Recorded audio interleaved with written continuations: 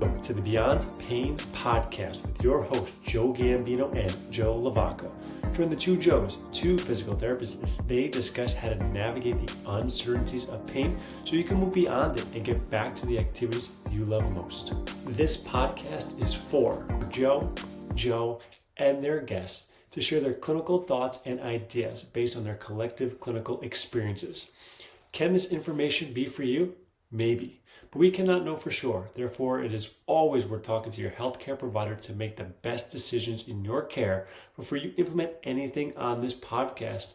And please use common sense. Welcome back into the Beyond Pain podcast. I am one of your hosts, Joe Gambino, and I'm here with our other host, Joe LaVacca. You can find this on Instagram at Joe Gambino DPT for myself, at strengthofmotion_PT for LaVacca over there.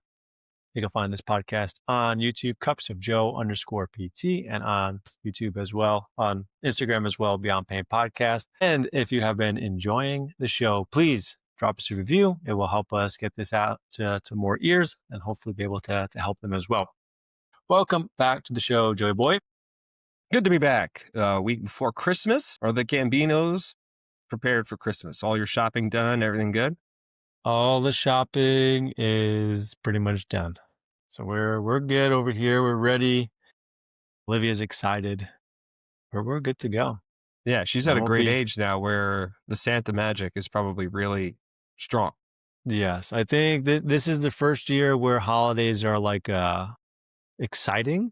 I think next year will be like that first like real understanding, like this is all the stuff that happens. So I think next year will be one more level above where we are this year. But yeah, it's fun. All right, that's awesome. Are the kids, or did you get Santa pictures with the kids? We have gotten plenty of Santa pictures at this point. She has seen Santa like 5 times throughout this holiday season. Places. So she doesn't mind taking pictures with Santa. She sometimes minds and sometimes does not mind. Depends on her mood, how much sleep she's had, how much food's in her belly, and the time of day. So yeah. What about baby Joey? Did he get passed off to Santa's lap or anything like that? He has, and okay. he goes with the flow. Only one time was he not very happy with Santa out of the 5. So otherwise, he's just sitting there chill. The first one, the Santa was like, "Listen, this is a drop and run situation. This way we can try to get that picture as quick as possible." And he just sat there, no issues. He would have stayed there for like 30 minutes if we let him. Those Gambino kids, they're just so level-headed and chill and balanced. If only we could all be Joe, so yes. Olivia depends on her mood. What about you guys? Similar.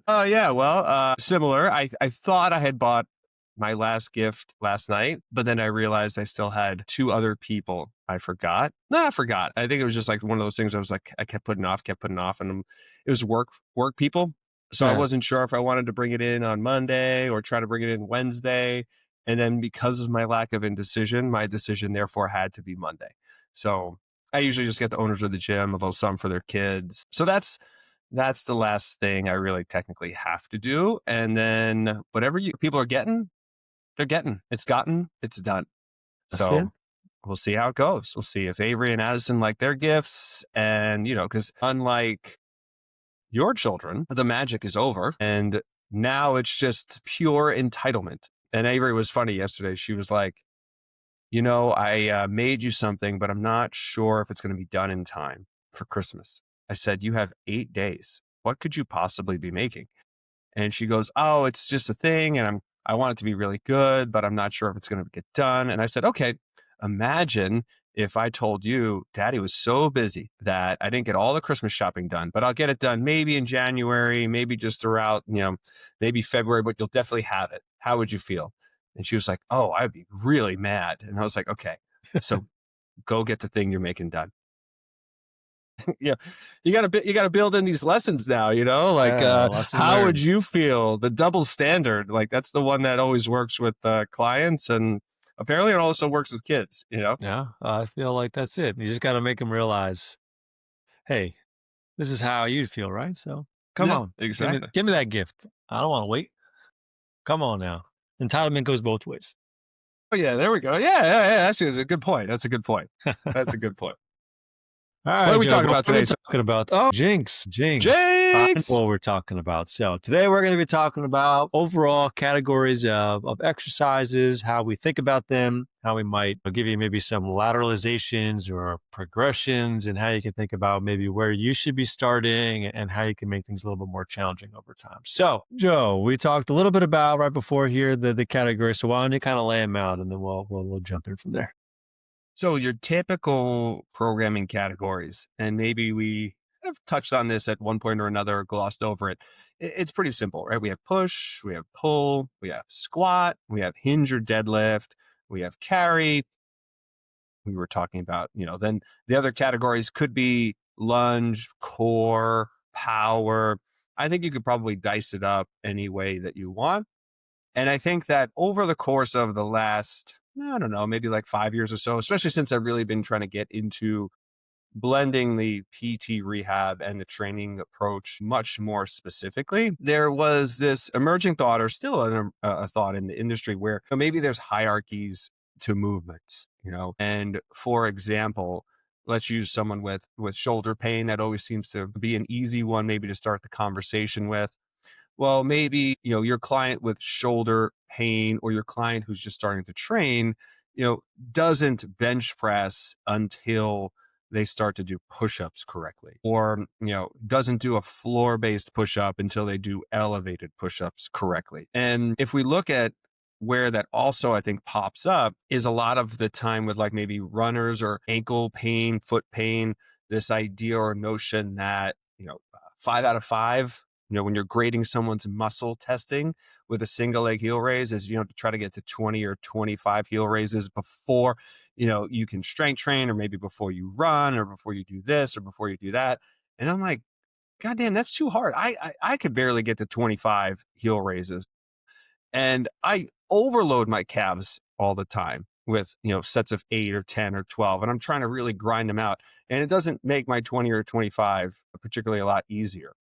So I guess the big question around the things that we're going to explore today is, how valid are these hierarchical systems when we're thinking about movement? How much are they needed? And I guess, do we follow them?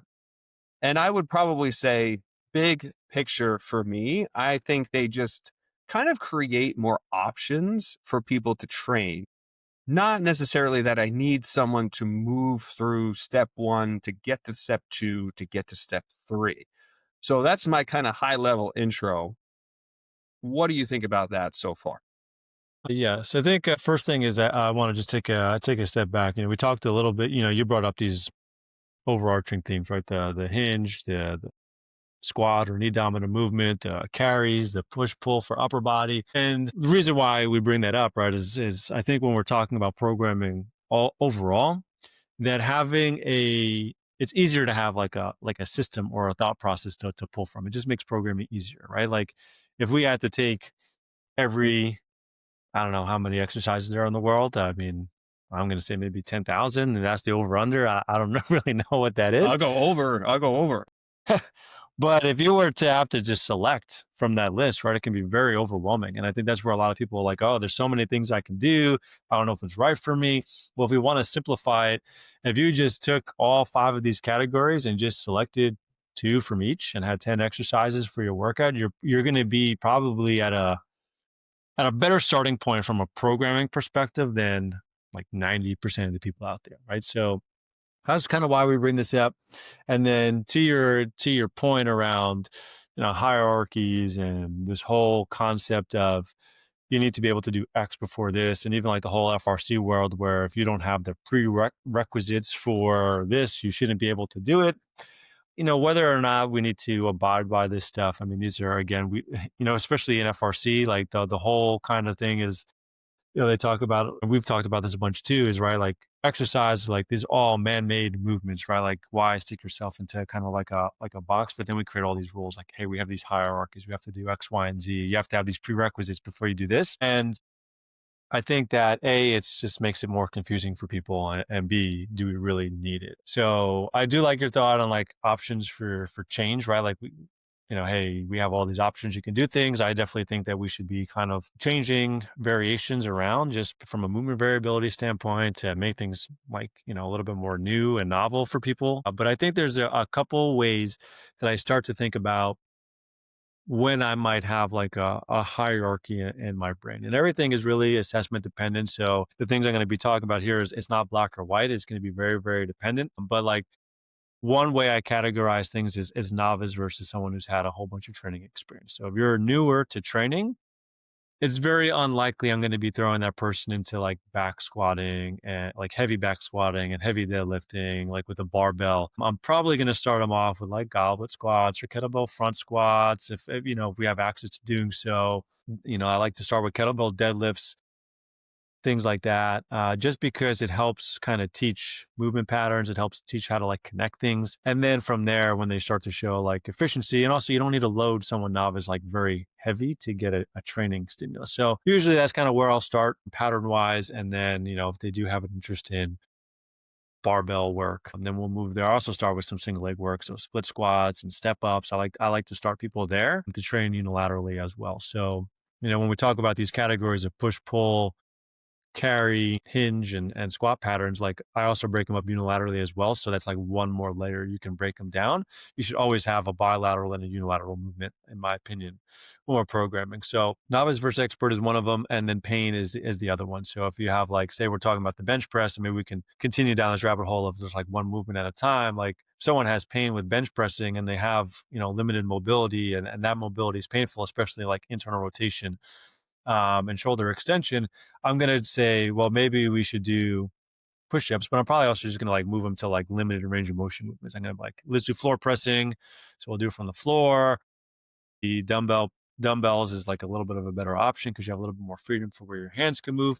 So then there'll be changes to how I'm going to be, or I might incline them if they really love bench pressing. Then let's put them on an incline so the range of motion demands are not as great. So those are like a few ways that I'll start to change things depending on like their training age, pain. Those are probably the two big ones. If there's like no pain, they've been training for a little while, then I really think like these hierarchies can just be like thrown out the window in a sense. Like you just want to make sure they're moving well, they're able to load effectively, their technique is, not total shit, and go from there. Yeah. So it sounds like there is a little bit more of a thoughtful, hierarchical, maybe whatever approach. We'll just kind of keep using the same terms depending on different contexts. And I think you added a little bit of context here for us, that heavy pain, person's age or fitness level.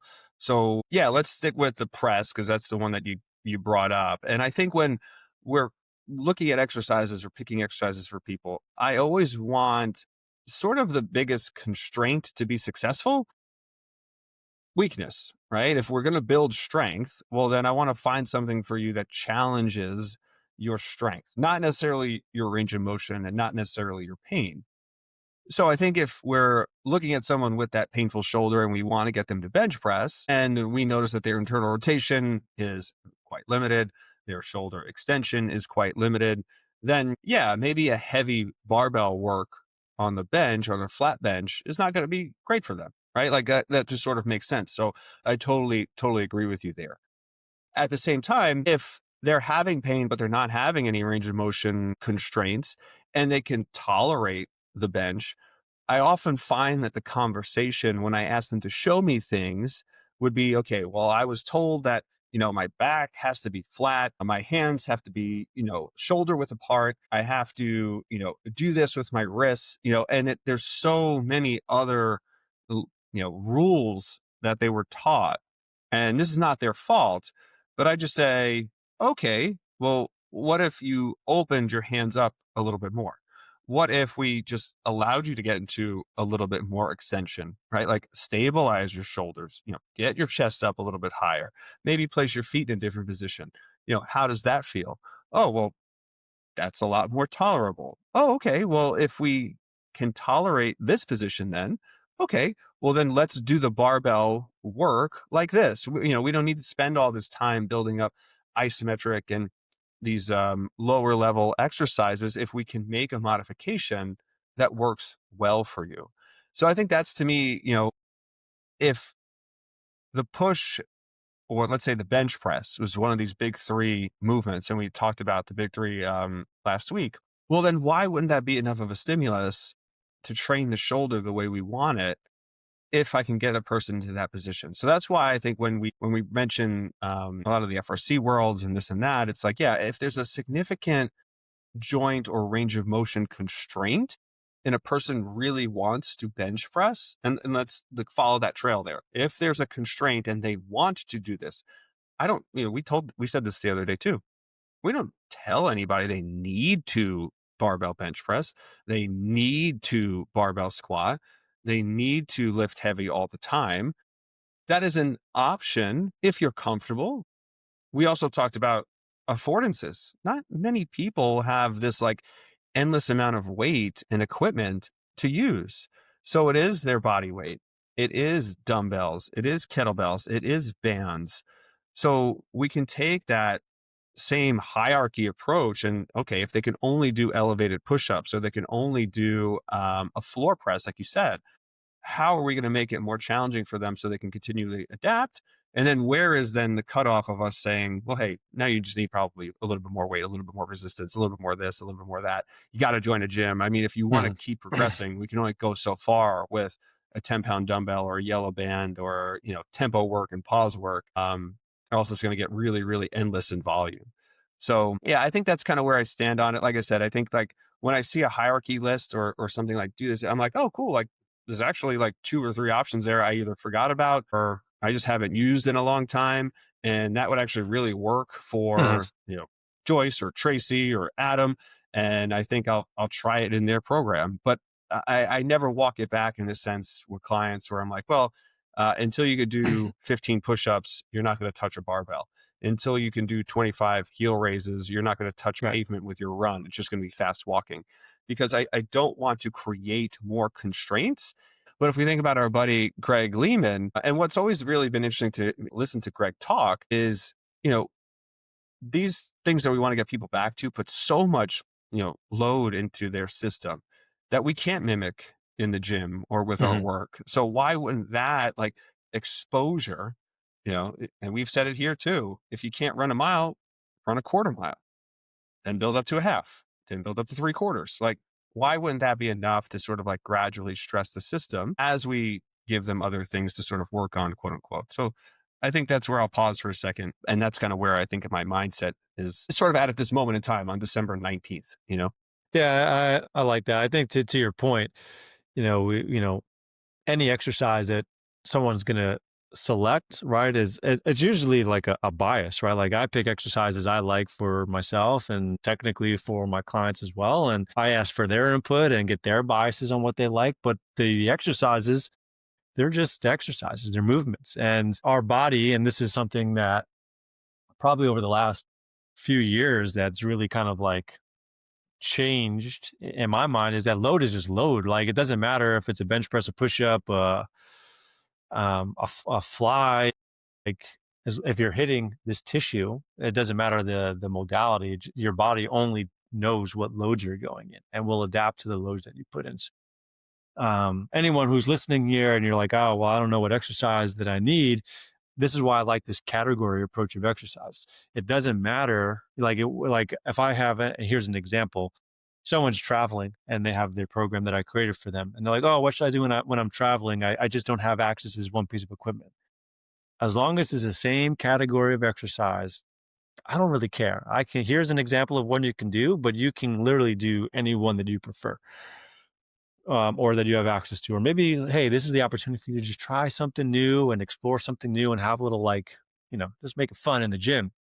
Because again, it doesn't matter the exercise. Like, I pick exercises for a reason, but because I selected conventional deadlift doesn't mean that it's any better than a drop bar deadlift, right? Or doing a single leg deadlift. Like I think there's different reasons for why I program those things, but at the end of the day, similar type of loading. So, and again, going back, this is why I like having these categories because you can just select whatever you wanted for that particular week or month. And then, hey, I have these categories here. I can now just cherry pick some exercises and plug them in. And you're going to be consistent with the inputs that you put. You're not going to like create imbalances because you're just doing like all squatting, or if you really like deadlifting, so you do all like deadlift motions and never squat or anything like that. So one reason why I kind of like this approach here.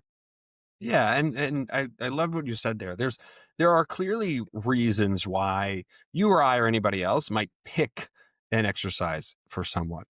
But I think what we're saying is that to drop bar deadlift, you didn't need to do 60 hip bridges on each side, single leg, to earn that right? If we have to prop up the bar, okay, we prop up the bar. If we start you with 65 pounds, we start you with 65 pounds. But that's the whole thing about this. And that's why I've always loved, like, almost instantly, my entry point for most people in the gym, if they're training with me, is the trap bar deadlift. I love that thing. I mean, okay, our bar is 65 pounds, and I don't work with too many people who are less than 120 pounds, let's say. So this is still going to be half their body weight. This is force that they are accustomed to. And that's what I also sort of tell them. If you're getting up out of a chair, you're exerting probably a little bit more load through your system than maybe what I'm asking you to do right here in a controlled manner, range of motion environment. If you go up and down stairs, you have exerted more force through your spine, your pelvis than I'm probably asking you to do in this one particular exercise. If you've jogged to catch the train and your pelvis and your spine and your femur didn't explode, you have probably put more load through your system than I'm asking you to do with this barbell. So if we can accept that, then we can realize that this is safe and something that we can use to train you to now gradually take on more and more and more stress, or just break that pattern of fear. And that was another thing that we've talked about numerous times. Maybe some of these like lists of exercise are just like, well, barbell work is really scary for me. Oh, okay. Well, what about an incline? Have you tried that? Yeah, I don't know. I think it's just the barbell itself. Oh, okay. What about a dumbbell? Yeah, I guess I could do that, but I'm still a little worried about my asymmetry or whatever. Cool. What about one dumbbell in both hands? Like, just press it on the incline there. Why don't we just do that? So I think, again, like, even looking at an apparatus like a dumbbell or a kettlebell, people think I have to use it in one hand versus the other hand. It's like, well, like you said, weight is weight. Weight is weight. So if we want to be a little bit more narrow with your dumbbell, okay, cool. Press it here. And then that's when I'll give people some ranges. I'm like, look, if you can only push this 6 times, then we know that this is a heavy weight for you. If you get to 12 and you still have some room in the tank, we probably realize it is probably a little bit too light. We can move on, right? But I'll give them those very clear sort of pictures in the background of picking the exercise. Like, hey, look, I know you're in some pain. I know you're a little bit worried.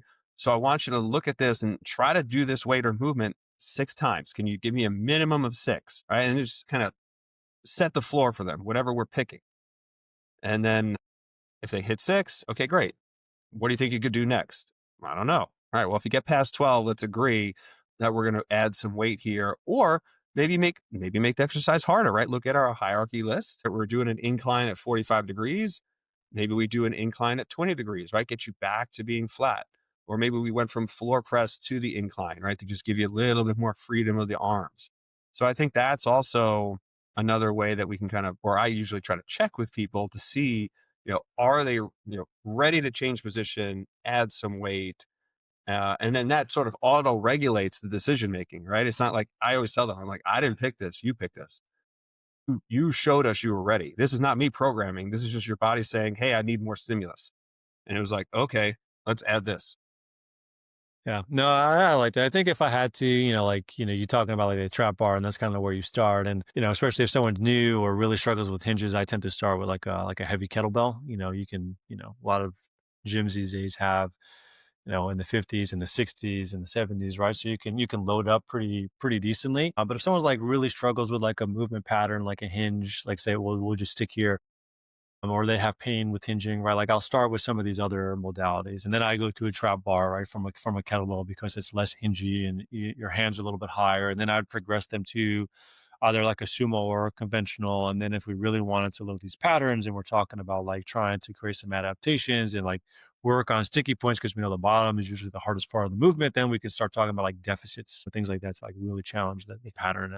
Squat, I talked about kettlebell front squatting or goblet squatting, and then I'd probably move them over to like a safety squat bar is actually a really great option, especially for people with shoulder issues. And then moving them to like a back squat or a front squat, like that can be a hierarchy of movement depending on what's going on with their patterns and things like that. Talking about bench press, I'll probably just start with like dumbbells. I'm also a big fan of like having people like be really strong with like controlling their body. So I would, I like to see people do, good amount of push-ups with good technique without their like spine breaking or like showing real, like technical issues, right? From that perspective. Like, so I'd probably like want to start someone there versus like, hey, do we really need to bench right now if you can't do 10 push-ups? But sure, you can also go the other way. You don't have enough strength for push-ups, so bench can be a bridge. So again, it's not black or white there.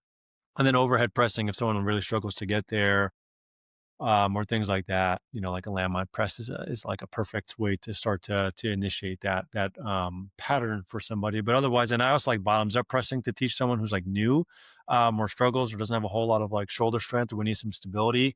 I think bottoms up anything is like a really great way to just like get shoulders to be like activated, teach you how to like irradiate, teach you how to create tension. And I think that has a lot of carryover to a lot of the things that we like to do in the gym, but also outside the gym, since we know that things in real life are never like, hey, this nice dumbbell in my hand, I can just hold it close to my body and carry it around, So that's just kind of a quick run through of maybe how someone can think of like easier to harder, depending on if they have pain, if they struggle with the movement pattern. Is there anything else that you would add on there or think differently around? Well, no, I think as I was listening to you talk, I was like, okay, cool. Like, where would I go with some of these ideas? And my thought is always like, what's the easiest thing for me to coach, especially in the beginning, or what's the easiest access point for people to work with? Again, given their environment, right? So, with the push, oh, yes, I want to look at their push up just to see what they're capable of. It's just like a nice, easy assessment for us to do. But I always kind of have said to me, like a floor press is the easiest thing. I don't have to worry about their body, their core, their breathing, their rib cage. It's just get your elbows to the floor, push it back up, and then we can typically find a pretty decent weight that they can handle. So for me, maybe a little bit more of an entry point with like horizontal work has been the floor press, like in the past. And then I'll give them like an elevated push up just so they can start to think about their spine, their rib cage, maybe some head position. And when it comes to like overhead press, I actually like to almost put them in like more like crawl and like reach positions where they can kind of press or hold to the floor in some plank patterns, maybe get a little bit of a rock back, almost like into a pike or, I guess it would be considered a pike, right? And then they kind of press like through the floor there and hold some isometrics. That has always sort of like been, again, something easy they can practice at home. Very little coaching cueing for me in the beginning. It just kind of lets them explore what they need to do. And then from squatting, I mean, most people are going to be more comfortable just holding a weight in front of them. A lot of people are either going to, talk about their limited ankle or foot mobility. And I'm like, all right, cool. I don't really want to talk about this with you right now. Let's just elevate your heels. How deep should they go? Well, you know what? I don't really want to talk to you about this right now. I just want you to get some fundamentals, get safe with the squat. So squat to a chair, right? So sometimes people are doing like cyclist chair squats because I'm just like, you know what? If all of these things are clouding, what we want to get done right now, which is just load to your legs, let's remove them. And then let's see how you do with just getting load to the leg. And then we can always build some of these processes around them. Yeah, with the hinge, like I mentioned, I think like I love the trap bar. Never shied away from like the heavy kettlebells though. Again, I think it's a lot of the time with, do they feel a little bit more comfortable with a wider base? And then I'll let them do the kettlebell. If they feel a little bit more comfortable with a narrow base when they hinge, then I'll let them do the trap bar just because it's just like better hand placement. And then what was the other one you mentioned, Joe? I don't think was that it? Overhead press, bench, deadlift, squat. Yeah, that's all I covered. Yeah. Okay, cool. Yeah. So I think like that's just again, like they're very similar, but yet a little subtly like different. And I think the context that you provided before of like their training age, the pain, what they've been coached on in the past. I just sort of like take all those things. I'm just like, look, what's your goal? You want to get stronger? You want to get back to the gym? You gave us some boundaries, these rules, this pain, this, that. So let's get rid of them. and I'll show you one of the 10,000 exercises that you can do and not have to even worry about anything. And we can gradually have that conversation week to week, month to month, or training program to training program. But for now, let's remove it and just get you pushing, pulling, squatting, hinging, lunging, coring, breathing, bracing, whatever the case is. Right. Yeah. And I think just to kind of like wrap this up, because we haven't really talked about carries and we haven't really talked about power work, which are kind of like the carries is right, like one of the main five that we talked about, but core and power kind of being like these other ones that get talked about as well. And I think everybody should be doing some sort of farmers carries, 2 arms, 1 arm, same way they were kind of categorizing above. And then you can have a whole bunch of different positions, right? Farmers carries at your side. You can do waiters walks overhead. So if we're trying to like train overhead positions, right? You can do bottoms up holds. You can do rack carries to strengthen, if you are doing like kettlebell front squats and stuff like that. It's also, I think, great way just core work in general, shoulder strength in general. So carries, I think, should always be in there. And then I think everybody will benefit from moving faster. Still, it doesn't matter how old you're getting, hopping, jumping, moving weight fast, right? It doesn't always have to be like these like RPs of 8s and 9s and 7s, right? That are like, hey, we're working on strength.